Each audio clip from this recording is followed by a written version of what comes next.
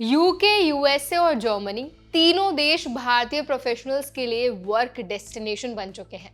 लेकिन सबसे बड़ा सवाल होता है, कौन से देश में इंडियन वर्कर्स को सबसे ज्यादा सैलरी मिलती है और कौन से प्रोफेशंस में सबसे ज्यादा कमाई होती है। आज की इस वीडियो में हम इन तीनों देशों की औसत कमाई, सेक्टर वाइज सैलरी और लाइफस्टाइल कॉस्ट को भी ध्यान में रखते हुए आपको पूरी जानकारी देने वाले हैं। तो वीडियो को एंड तक जरूर देखिएगा। Hi, my name is Varsha Dubey and watching NBT tech add.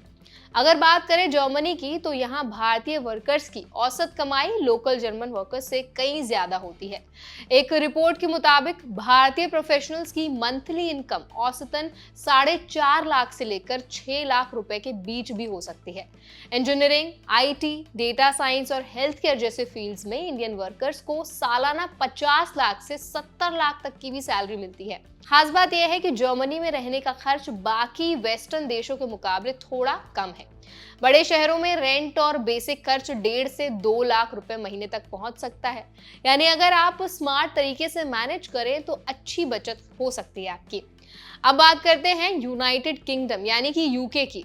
UK में इंडियन प्रोफेशनल्स का औसतन वेतन 35 लाख से 50 लाख रुपए तक होता है सालाना। आईटी, इंजीनियरिंग, हेल्थ केयर और फाइनेंस सेक्टर में ये रेंज जो है वो ऊपर नीचे भी जा सकती है। टॉप लेवल रोल्स जैसे कि senior IT manager, medical consultant या सेल्स डायरेक्टर को सालाना 70 से 80 लाख रुपए की भी सैलरी मिलती है। हालांकि यूके में खासकर लंदन जैसे शहरों में रहना थोड़ा महंगा हो सकता है। यहाँ रेंट और बेसिक खर्च मिलाकर महीने का खर्च 2 लाख से 2.5 लाख रुपए तक हो सकता है। लेकिन अगर आप स्किल्ड वर्कर हैं और 5 से 7 साल का एक्सपीरियंस रखते हैं तो यूके में आपको हाई सैलरी और फास्ट ग्रोथ भी मिल सकती है। अब आते हैं हमारी तीसरी कंट्री पर, जो है अमेरिका। अमेरिका, जो शायद हर वर्किंग प्रोफेशनल का एक ड्रीम डेस्टिनेशन होता है। यहाँ इंडियन वर्कर्स की मंथली औसत इनकम 5 लाख से 6 लाख रुपए तक होती है और टॉप प्रोफेशनल्स में आपको 10 लाख रुपए महीने तक भी मिल सकते हैं। Tech, health care, law, finance और डेटा साइंस जैसे सेक्टर्स में सालाना 80 लाख से 1.5 करोड़ तक भी आपको सैलरी मिल सकती है। कई डॉक्टर्स, इंजीनियर्स और आईटी एक्सपर्ट्स की इनकम तो 2 करोड़ रुपए तक भी जा सकती है। लेकिन अमेरिका में भी लिविंग कॉस्ट काफी ज्यादा है। न्यूयॉर्क, सैन फ्रांसिस्को और लॉस एंजलिस जैसे जो शहर है, वहां पर रहना बहुत ज्यादा एक्सपेंसिव होता है, जहां महीने का खर्च 3 लाख रुपए से 4 लाख रुपए तक पहुंच सकता है। फिर भी टेक और मेडिकल फील्ड में ग्रोथ और इनकम के लिहाज से यूएसए सबसे ज्यादा रिवॉर्डिंग माना जाता है। अगर हम तीनों देशों की तुलना करें तो एक बात बहुत क्लियर है, जर्मनी में इंडियन वर्कर्स की सैलरी अच्छी होती है और खर्च कम, जिससे सेविंग्स ज्यादा होती हैं। यूके में ग्रोथ स्टेबल है और वर्क लाइफ बैलेंस भी अच्छा है, जबकि यूएसए में सैलरी हाई है लेकिन कंपटीशन और खर्च दोनों ही ज्यादा है।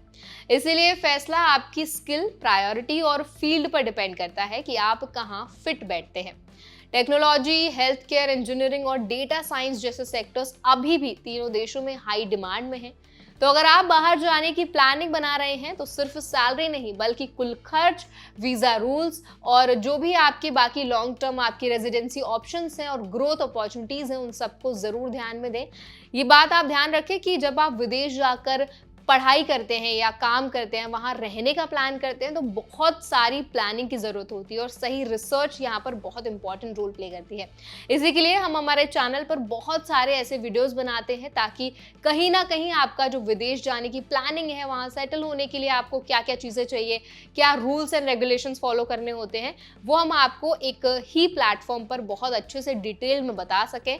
तो अगर आपको वीडियो पसंद आया हो तो वीडियो को लाइक करें और अगर कोई सवाल आप हमसे पूछना चाहते हैं तो कमेंट सेक्शन में जरूर बताएं और ऐसे और भी वीडियोस देखने के लिए हमारा चैनल एनबीटी टेक एड को जरूर सब्सक्राइब करें।